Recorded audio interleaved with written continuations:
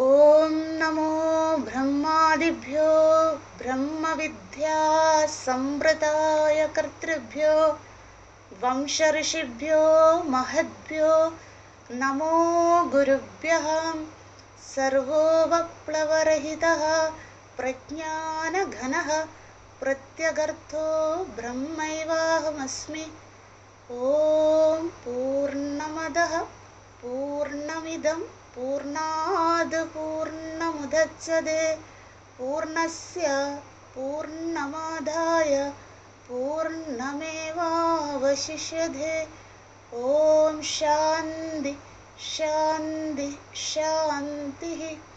हरिः ओम श्री गुरुभ्यो नमः। हरिः ओम। अथ शुक्लयजुर्वेदीय काण्वशाः बृहदारण्यक उपनिषत् द्वितीयकाण्डं मुनिकाण्डम् अथवा याज्ञवल्क्यकाण्डं चतुर्थ अध्यायं वाधरूप उपपत्ति प्रकरणं द्वितीयब्राह्मणं कूर्चब्राह्मणं पारायणं। प्रथममन्त्रम्। जनको ह वै देहः कूर्चात् उपावसर्पन् उवाच नमस्ते अस्तु याज्ञवल्क्यः अनुमाशाद् इति सहोवाच यथा वै सम्राट् महान्तम् अध्वानम् एषन् रथं वा नावां वा समादद् इति एवमेवैताभिः उपनिषद्भिः समाहितात्मा असि।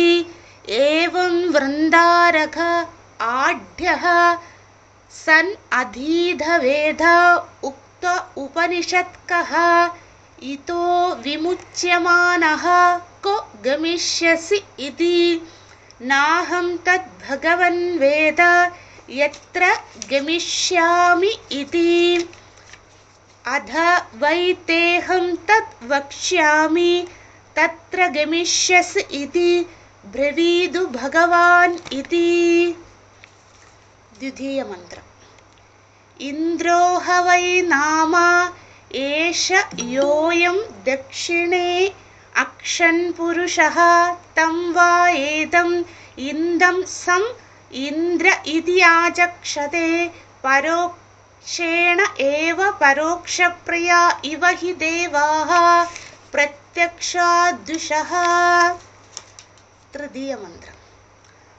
अद एतत् वामे अक्षिणि पुरुषः रूपम् एष अस्य पत्नी विराट् तयोः एष संस्थावः यः एषः अन्तर्हृदयः आकाशः अधैनयोः एतद् अन्नं यः एषोऽन्तर्हृदये लोहितपिण्डः अधैनयोः एतत् प्रावरणं यदेतद् अन्तर्हृदये जालकमिव अधैनयोः एषा श्रुतिः संचरणी एषा हृदयादूर्ध्वा नाट्युच्चरति यथा केशः सहस्रधा भिन्न एवम् अस्य एता हिता नाम नाड्यः अन्तर्हृदये प्रतिष्ठिता भवन्ति एताभिर्वा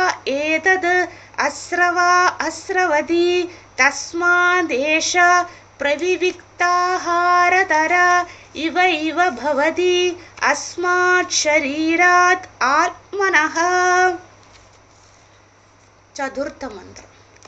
तस्य प्राचीदिक्प्राञ्जः प्राणाः दक्षिणादिक् दक्षिणे प्राणाः प्रतीचीदिक्प्रत्यञ्जः प्राणाः उदीचीदिक् उदञ्जः प्राणाः ऊर्ध्वादिक् ऊर्ध्वाः प्राणाः अवाजीदिक् अवाञ्चः प्राणाः सर्वादिशः सर्वे प्राणाः सह एषः नेदि नेदि आत्मा अगृह्यो न हि गृह्यते अशीर्यो न हि शीर्यते असङ्गो न हि सज्जते असिदो न वदते न रिक्ष्यति अभयं वै जनका प्राप्तोऽसि इति होवाच याज्ञवल्क्यः सहोवाच जनको वै देहः अभयं त्वागच्छदात् याज्ञवल्क्यः यः नो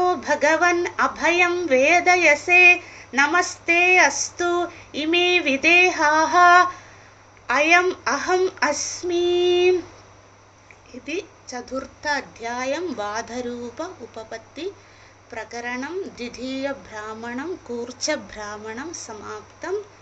ओम नमः परमर्षिभ्यो नमः परमर्षिभ्यो नमः परमर्षिभ्यः।